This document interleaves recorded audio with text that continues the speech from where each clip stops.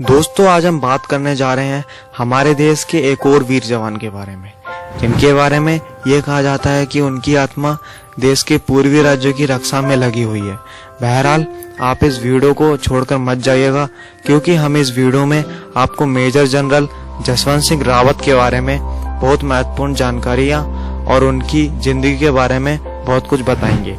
ये कहानी शुरू होती है 19 अगस्त 1941 में, जब उत्तराखंड के पौड़ी गढ़वाल में जसवंत सिंह रावत का जन्म हुआ। उनके अंदर देश के लिए प्रेम इतना था कि वो अपने देश के लिए महज 17 साल की उम्र में इंडियन आर्मी में भर्ती होने के लिए चले गए, लेकिन उन्हें इंडियन आर्मी में कम उम्र के चलते भर्ती नहीं किया गया। उनके अंदर वो देश प्रेम स्वतंत्रता आंदोलन के चलते आया, क्योंकि उस समय अंग्रेज भारत छोड़ो के नारे जोरों शोरों से चल रहे थे। हालांकि कुछ समय बीतने के साथ साथ जसवंत सिंह 19 अगस्त 1960 को सेना में बतौर राइफलमैन के पद पर भर्ती हो गए। इसके कुछ सालों बाद सन 1962 17 नवंबर को चीन के सेना ने अरुणाचल प्रदेश पर कब्जा करने के उद्देश्य से भारत पर हमला बोल दिया। चीनी सैनिकों के हमला बोलते ही बटालियन की एक टुकड़ी नूरानांग ब्रिज की सेफ्टी के लिए तैनात की गई। आपको बता दें कि नूरानांग ब्रिज 100 मीटर ऊंचा एक झरना है, जो कि अरुणाचल प्रदेश के तवांग डिस्ट्रिक्ट में है, और उसी टुकड़ी में जसवंत सिंह रावत भी शामिल थे। धीरे धीरे पता चलता है कि चीनी सेना भारतीय सेना पर हावी होती जा रही है। तभी भारतीय सेना की तरफ से एक ऑर्डर आता है कि इस टुकड़ी को वापस बुला लिया जाए, लेकिन उनमें से 3 सैनिक वापस नहीं लौटे।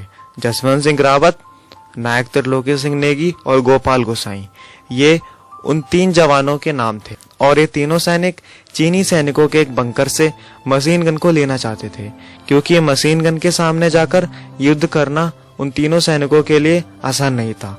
लेकिन फिर भी जसवंत सिंह 72 घंटे भूखे प्यासे रहकर युद्ध लड़ते रहे, और तीनों जवान चट्टानों और झाड़ियों में छिपकर चीनी सैनिकों की गोलीबारी से बचते बचते चीनी सेना के बंकर तक पहुंच गए, और महज 15 यार्ड की दूरी पर से उन्होंने हैंड ग्रेनेड फेंककर धमाका करके मशीन गन अपनी तरफ ले आए, और इन तीनों सैनिकों ने मात्र कुछ ही क्षणों में पूरे युद्ध की दिशा ही पलट दी, और चीन के अरुणाचल प्रदेश पाने का सपना पूरा न हो सका। हालांकि आखिर में इस युद्ध में त्रिलोकी और गोपाल मारे गए। जसवंत सिंह को चीनी सेना ने चारों तरफ से घेर लिया, और चीनी सैनिकों ने उन पर हमला बोल दिया, और वो वीर गति को प्राप्त हो गए। और जाते जाते ये 3 सैनिक चीनी सेना के 300 सैनिकों पर हावी हुए और उन्हें मौत के घाट उतार दिया। और वहां के स्थानीय जवानों का कहना है कि आज भी जसवंत सिंह की आत्मा पूर्वी राज्यों की सीमा की रक्षा कर रही है। उनके नाम पर तवांग डिस्ट्रिक्ट में जसवंतगढ़ नाम का एक बड़ा स्मारक बनाया गया है। यहाँ जसवंत सिंह की सारी चीजें संभाल कर रखी गई हैं, और वहाँ जसवंत सिंह के जूतों पर रोजाना पॉलिश की जाती है और कपड़ों पर रोज प्रेस की जाती है। और इतना ही नहीं दोस्तों, रोज सुबह की और शाम की पहली थाली जसवंत सिंह की मूर्ति के सामने रखी जाती है। और हालांकि वहाँ के सैन्य जवानों द्वारा यह बताया जाता है कि रोज सुबह होने पर उनके कपड़ों पर सिलवटें पड़ी मिलती हैं और जूतों पर मिट्टी लगी मिलती है। और सच है या झूठ, ये हमें नहीं मालूम। और जसवंत सिंह भारत के पहले ऐसे जवान हैं जिन्हें शहीद होने के बाद भी प्रमोशन मिला।